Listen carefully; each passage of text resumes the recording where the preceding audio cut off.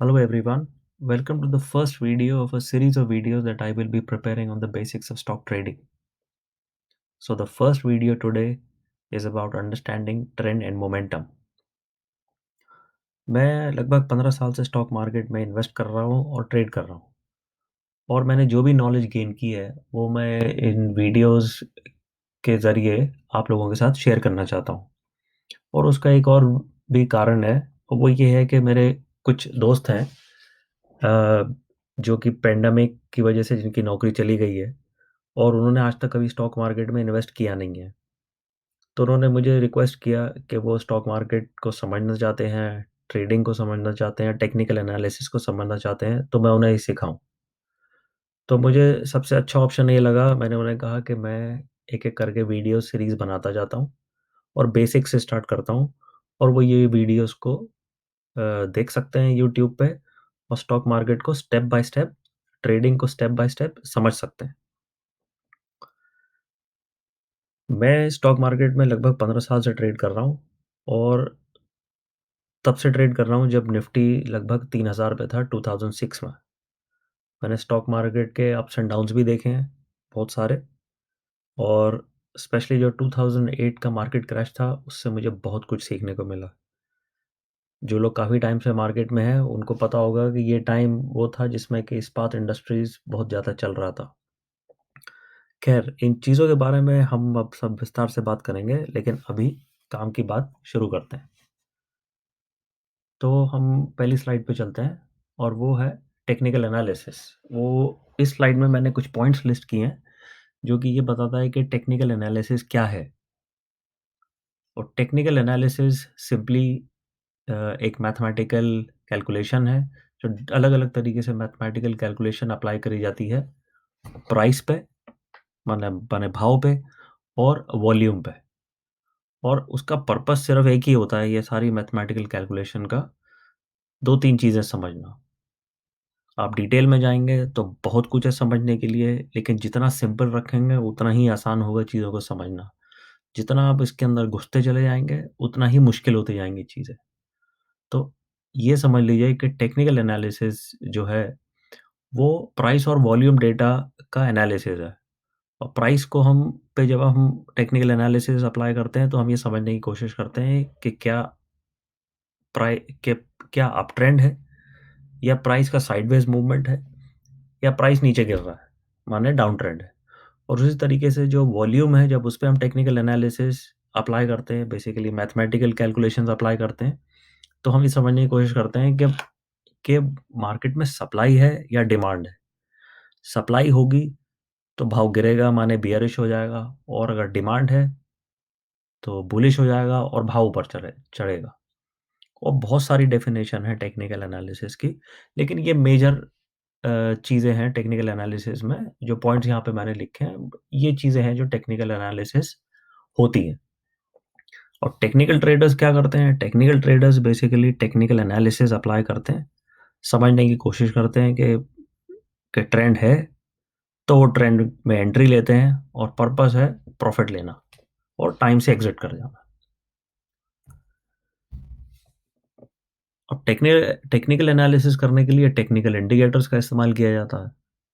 तो technical indicators भी अलग-अलग तरीके के होते हैं, लेकिन यहाँ पे मैंने 2 टेक्निकल इंडिकेटर्स के बारे में डिटेल में दिया है। वो है, एक है ट्रेंड फॉलोइंग इंडिकेटर और मोमेंटम इंडिकेटर्स। तो ट्रेंड फॉलोइंग इंडिकेटर्स वो होते हैं जो सिक्योरिटी का या स्टॉक का या प्राइस का ट्रेंड बताते हैं। तो ट्रेंड फॉलोइंग और मोमेंटम इंडिकेटर्स होते हैं जिनका काम ये होता है ये बताना कि वो जो ट्रेंड है, उस ट्रेंड में कितना दम है, उस ट्रेंड में कितना फ़ोर्स है। ये काम होता है मोमेंटम इंडिकेटर का। तो ट्रेंड से पता लगाते हैं कि डायरेक्शन है, और एक बार डायरेक्शन पता चल जाता है तो ये समझने की कोशिश करते हैं कि उस डायरेक्शन के पीछे कितना कितना फ़ोर्स है। क्योंकि अगर ट्रेंड में फ़ोर्स होगा तो ट्रेंड चलेगा, ट्रेंड में फ़ोर्स नहीं होगा तो 2 चीज़ें होंगी, या तो वो भाव गिर जाएगा नीचे की तरफ या वो ऊपर जाना रुक जाएगा और उसके बाद डिसाइड करेगा कि वो उसे फर्दर ऊपर जाना है या गिरना है। अब ट्रेंड क्या है? अभी जैसे मैंने अभी कहा कि ट्रेंड जो है it is simply a general direction of the price. To keep it simple, up trend में भाव ऊपर चढ़ता है और डाउन ट्रेंड में भाव नीचे गिरता है। ट्रेडर्स क्या करते हैं? ट्रेडर्स का काम ये होता है कि पहले ट्रेंड को समझना और उसके बाद उस ट्रेंड में एंट्री लेना और प्रॉफिट लेना। जब ट्रेंड खत्म होने वाला होगा तो बेच करके बाहर निकल जाना। ट्रेंड फॉलोइंग इंडिकेटर्स क्या होते हैं? Moving averages. तो moving averages are known as the trend following indicators. ये इंडिकेटर्स जो हैं वो स्टॉक का ट्रेंड बताते हैं। वो आपने कई बार ये लाइनें देखी होंगी चार्ट्स पे, दो दो तीन तीन लाइनें लगी होती हैं। ये short term moving average, medium term moving average और लॉन्ग टर्म मूविंग एवरेजेस कहलाते हैं, जो डिफरेंट डिफरेंट टाइम फ्रेम्स पे अप्लाई किए हुए होते हैं। तो जैसे ये ग्राफ में है, एसएम है माने सिंपल मूविंग एवरेज 5। तो ये 5 पीरियड का सिंपल मूविंग एवरेज है। मतलब ये पिछले 5 दिन के क्लोज का एवरेज है। और ये मूविंग एवरेज इसलिए इसको बोलते हैं कि जैसे अगला दिन आता है तो 6th डे जब ऐड होगा तो फर्स्ट डे को एवरेज में से माइनस कर दिया जाएगा।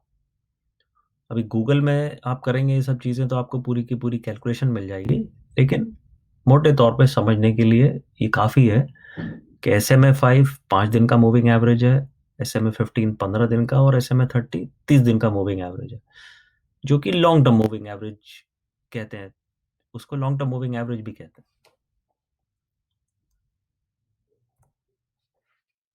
अब समझते हैं मोमेंटम क्या होता है। जैसे मैंने पहले कहा या बताया कि ट्रेंड जो है वो स्टॉक के मूवमेंट का डायरेक्शन है और मोमेंटम बताता है कि उसके पीछे कितना फोर्स है।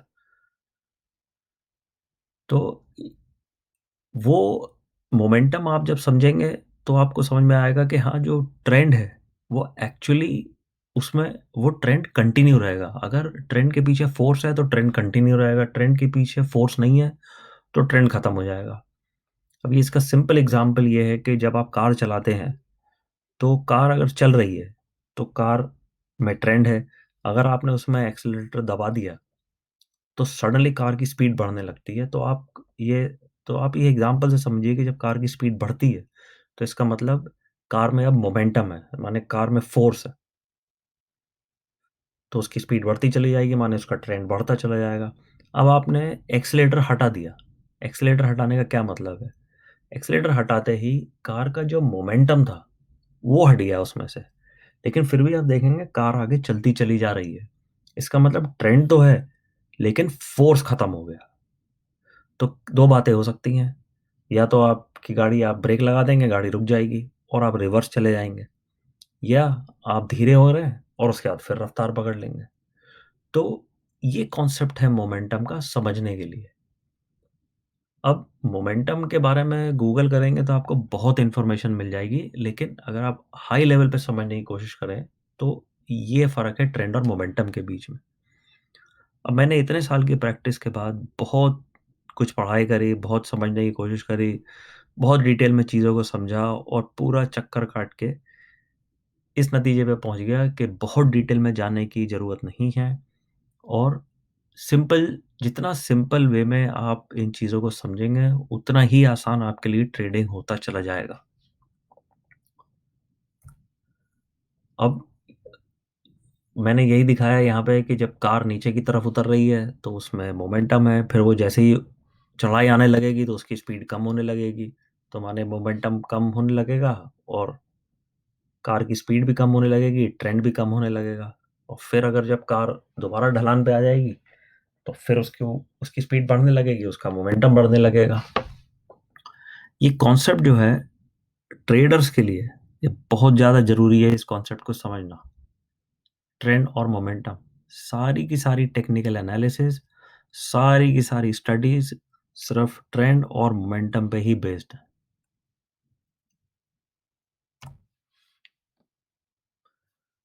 मोमेंटम इंडिकेटर के एडवांटेजेस, मोमेंटम इंडिकेटर्स यही बताता है कि क्या ट्रेंड इंक्रीज़ हो रहा है कि क्या ट्रेंड के पीछे फ़ोर्स है तो ट्रेंड इंक्रीज़ होगा। क्या ट्रेंड के पीछे फ़ोर्स खत्म हो गई है? अगर खत्म हो गई है तो चांस है कि ट्रेंड रुक जाएगा, या तो रिवर्स हो जाएगा या स्लो डाउन होके हो सकता है दोबारा ऊपर चल पड़े।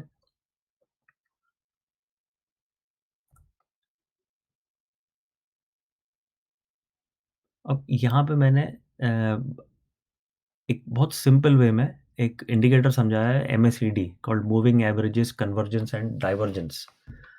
अब इसको इस चार्ट को दिखाने का पर्पस सिर्फ एक ही है, सिर्फ ये समझाना या ये सिर्फ दिखाना एट हाई लेवल कि ट्रेंड और मोमेंटम कैसे दिखता है। तो अगर आप इसमें ब्लू लाइन को देखेंगे तो ब्लू लाइन, नीचे की तरफ जो ब्लू लाइन है, नीचे का जो इंडिकेटर है वो एमएसीडी है। उसमें जो ब्लू लाइन है उसको अगर आप ट्रेंड मान लें, और जो बार्स दिख रहे हैं आपको, अगर आप उसको मोमेंटम मान लें, तो आप यहाँ पे देखिए, ट्रेंड ऊपर है और मोमेंटम भी ऊपर है। तो भाव ऊपर की तरफ चल रहा है। उसके बाद मोमेंटम नीचे होने लग गया, लेकिन ये एक्सेलरेटर हटा दिया है। एक्सेलरेटर अभी दबाया हुआ नहीं है। तो जो प्राइस ऊपर की तरफ चल रहा था वो स्लो डाउन हो गया जाना। आप देख सकते हैं कि यहाँ पे प्राइस का ऊपर जाना रुक गया। फिर थोड़ी देर बाद के बाद यहाँ पे आप देखेंगे कि एक्सेलरेटर दबाया, प्राइस फिर ऊपर की तरफ चला गया। और आगे जाएँगे तो ये क्या देखते हैं यहाँ पे? तो यहाँ पे ये देखते हैं कि यहाँ पे ट्रेंड ऊपर की तरफ है और मोमेंटम ये 3 बार्स में तो ऊपर था और उसके बाद मोमेंटम खत्म हो गया या कम होने लगा, मतलब एक्सेलेरेटर से पैर हटा लिया।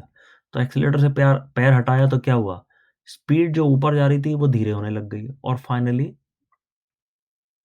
प्राइस रिवर्स हो गया। तो ये पर्पस है ये चार्ट को दिखाने का। बहुत डिटेल में जाने की अभी ज़रूरत नहीं है, क्योंकि अभी हम सिर्फ बेसिक्स की बात कर रहे हैं, ताकि आपके एक बार ट्रेंड और मोमेंटम रिलेटेड कॉन्सेप्ट्स क्लियर हो जाएँ। मोमेंटम इंडिकेटर्स के एडवांटेज क्या-क्या हैं? मोमेंटम इंडिकेटर्स क्या दिखाते हैं हमको? वो ये बताते हैं कि प्राइस में या ट्रेंड में कितना दम है।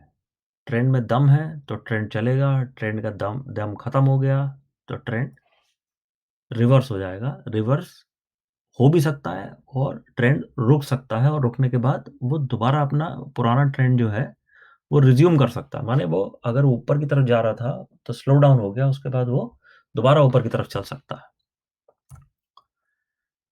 तो ये मोमेंटम और ट्रेंड का डिफरेंस समझना जो है वो ज़रूरी है। और मोमेंटम के ऊपर बहुत सारे इंडिकेटर्स बनाए हुए हैं, क्योंकि जो मोमेंटम इंडिकेटर्स हैं वो बहुत ही ज़्यादा इम्पोर्टेंट हैं एक ट्रेडर के लिए, एक एनालिस्ट के लिए, टेक्निकल एनालिसिस में अप्लाई करने के लिए। और जो टेक्निकल एनालिस्ट होते हैं वो ट्रेंड और मोमेंटम दोनों इंडिकेटर्स को एक साथ इस्तेमाल करते हैं समझने के लिए कि उनको कब ट्रेंड के डायरेक्शन में ट्रेड लेना है और कब उनको ये समझ लेना है कि भाई ट्रेंड अब खत्म होने वाला है, तो अब फटाफट माल बेच करके बाहर आ जाओ।